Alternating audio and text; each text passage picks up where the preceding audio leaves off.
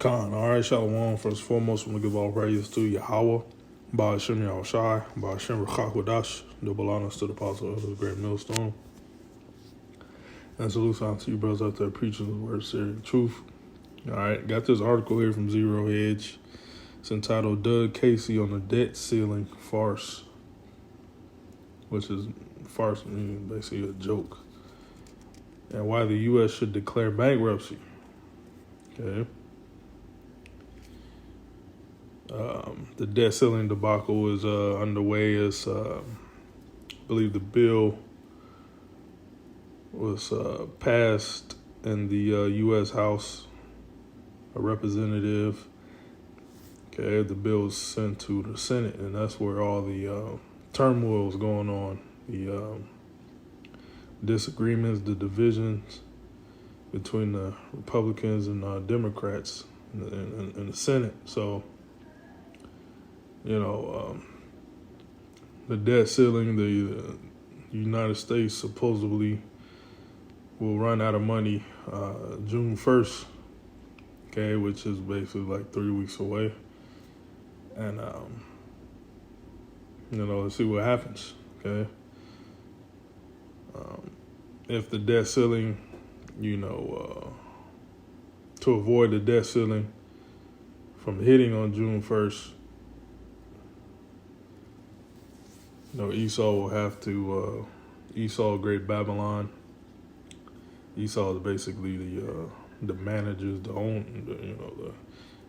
the nation that owns Babylon, which is America. They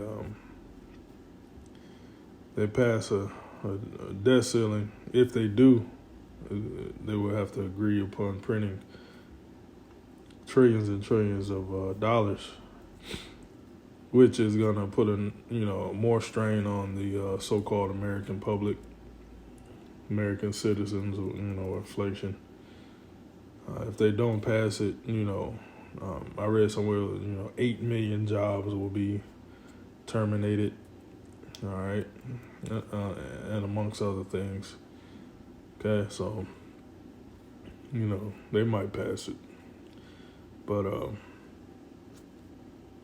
debt, that's how this man going to run his society off debt, which the American dollar is a debt note.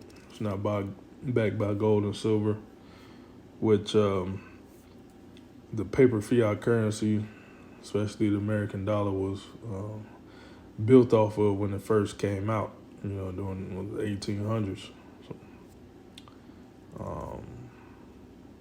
Because the dollar is a measurement tool of gold and silver, okay? But now it's not backed by anything. It's basically all faith. And the countries of this world are losing faith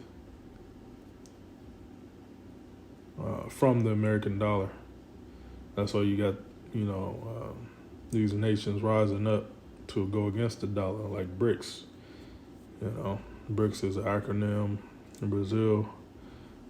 For the countries, Brazil, Russia, India, China, South Africa, and a whole host of other countries applying to the BRICS. All right. Basically, the BRICS are backing their currencies with gold. Okay. And also, they have, abundance of resources, as in petroleum, oil, etc. Okay, so these other nations are straying away from the debt note, the dollar.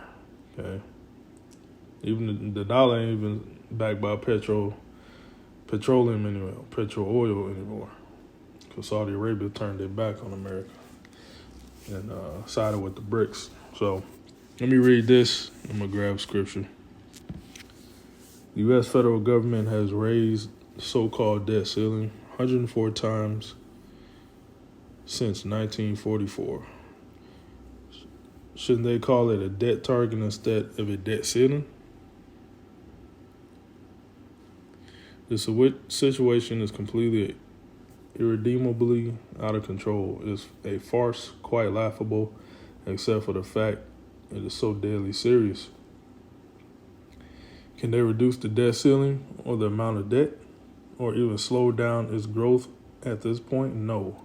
Situation is beyond redemption because most U.S. government expenditures go to pay entitlements, Social Security, Medicare, Medicaid, food stamps, and numerous other types of welfare.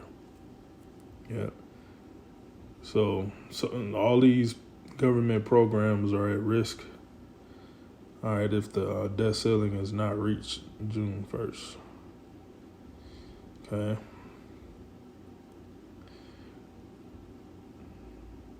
Well, I hope they don't pass it because this civil war needs to get underway, man.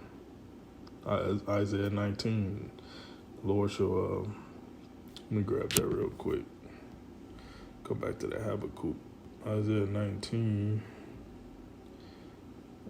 and 2, I will set the Egyptians against the Egyptians. The modern day Egyptians is Esau, okay? And Egypt is Great Babylon, America, which is America, okay?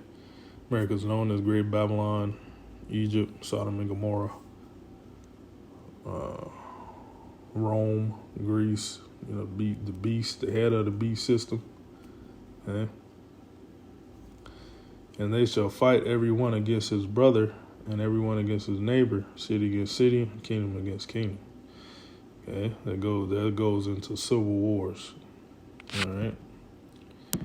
So the civil wars is gonna be Republican against Democrats. Okay. The liberals against the conservatives. Okay. Civil wars between the two.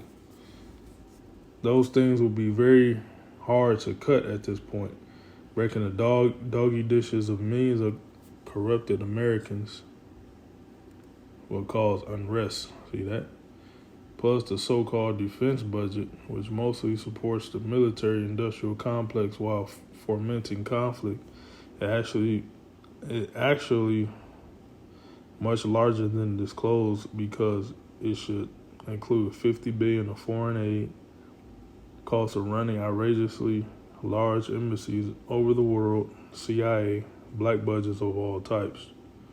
Meanwhile, all U.S. government agencies are bent on expanding themselves. The bureaucrats who run them realize that if they don't grow the budget every year, they reduce their chances going from one GS level to the next.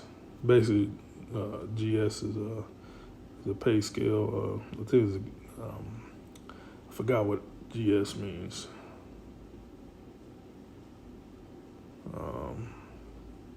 So it's a pay scale.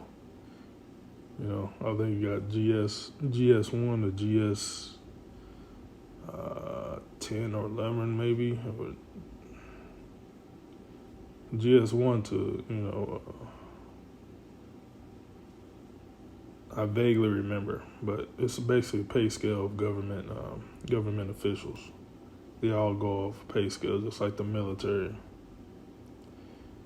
You got enlisted pay scale, you got officers pay scale. Okay. But their success is based on managing more people and spending more money. Naturally, all these agencies grow like cancers. As a result, the debt ceiling is a fiction. It will stay out of control unless there's a total reorganization of the government, which itself will be risky, and that's not going to happen until we have a financial catastrophe that leaves absolutely no alternatives. And what's happening now, these regional banks are going down all over America. And it's actually not a government, financial catastrophe right now, man. Okay. Soon there's going to be bank runs. Everybody's going to withdraw cash from their banks because they're afraid that their banks is going to basically go down, and that's going to increase the strain on the banks. Okay. I know it sounds outrageous to propose the U.S. government default on its national debt Of course, they don't think it will ever be necessary because, as several high-level government officials have pointed out, they can just print money to pay off the debt. Exactly. But the thing is, the money is fiat. Fiat means faith. And all these countries are losing faith in the dollar. Okay. However, I disagree. What are the reasons for doing something as seemingly catastrophic as defaulting on debt? I give you at least five. Stick with me. Let's conduct an outrageous but not unreasonable thought experiment. First, barring default, future generations of Americans will be turned into serfs to pay off the debt. All right. There's a whole lot here. I'm gonna just read the bold letters. Second, it will punish the enablers who lend the U.S. government money. Third, official default is better than the alternative. Fourth, default would make further borrowing on the part of the U.S. government impossible, at least for a while. Eventually, if they do not pass the debt ceiling, that's going to further wreck the economy. The market's going to take a deep plunge, but eventually the Federal Reserve is going to come in and start the printing presses, and it's going to be what you call helicopter money. And that's gonna basically be the acceleration phase for hyperinflation. Okay. Fifth, it almost necessarily that the debt goes away to help definancialize the U.S. economy. Okay.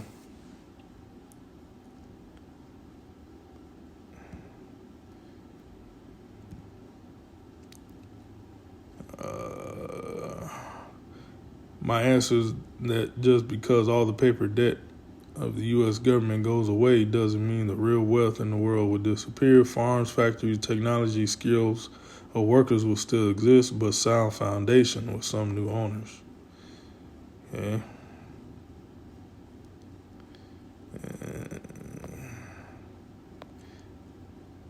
Okay, so I'm gonna just leave it off right there.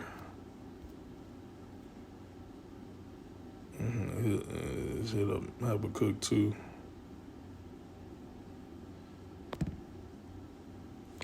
Habakkuk, the second chapter, verse 4. Behold, his soul which is lifted up is not upright in him. That's talking about Esau, Edom, the so-called white man. Okay. His ways are not upright. Even that, paper fiat currency, that's not upright, man. That's completely wicked. Okay? Supposed to have just weights and balances. Esau is not running his kingdom with just weights and balances. So that's an abomination, man. But the just shall live by his faith. The just are the elect, the righteous. Okay, the hopeful elect is the only people that have faith. All right, and that's the chosen Israelites, so-called Negroes, Latinos, and Americans. He also, because he transgresseth by wine. Okay, wine means philosophies. All right, that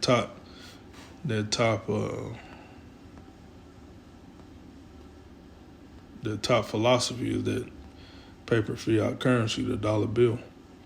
He's a proud man, neither keepeth at home. He used that dollar bill to, boost his military, armory, boost his military so he can go over to other countries and take it over, bomb it, invade it, take his natural resources. Okay. Whom enlarges of the desires is hell, and as is death, and is as death, and cannot be satisfied. Yep. But gathereth unto him all nations and heapeth unto him all people. Yep, that's Esau Edom. Starting with the elites, the Rothschilds, Rockefellers, DuPonts, Gettys, and I heard that there's a higher family, higher than the Rothschilds. So those elite Edomites, okay, they use America to basically, they make America the hammer of the earth. Okay, basically, they use America as a tool, the American military as a tool to take over nations. Shall not all these take up a parable against him, and they talk a proverb against him, and say, woe to him that increases that which is not his. How long? Yep. So how long this man is gonna have this world, running this world in wickedness? How long? And to him that ladeth himself with thick clay. And that's the point. Get into the article about the debt ceiling. Thick clay is basically heavy debt. So let's look up clay. Well, thick clay here, a batyat, Hebrew word. Weight of pledge is heavy debt. Okay? And that heavy debt, that debt note is the American dollar bill. Okay? That is the debt. Heavy debt. U.S. debt treasuries, treasury bonds, whatever, that's debt. Derivatives, debt. The currency, American dollar bill, is debt. Okay? So the scriptures tell you how this man is going to run his kingdom. By heavy debt. See that? So, yeah, I'm going to stop it right there. Hope you all edified. Shalom.